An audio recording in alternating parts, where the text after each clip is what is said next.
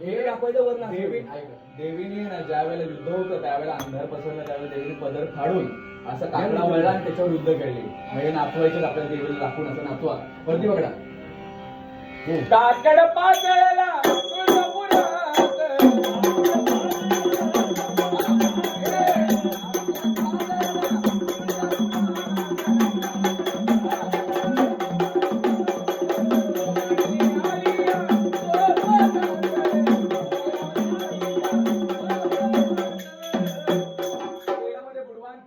तेलामध्ये हे बुडवा पेटवा.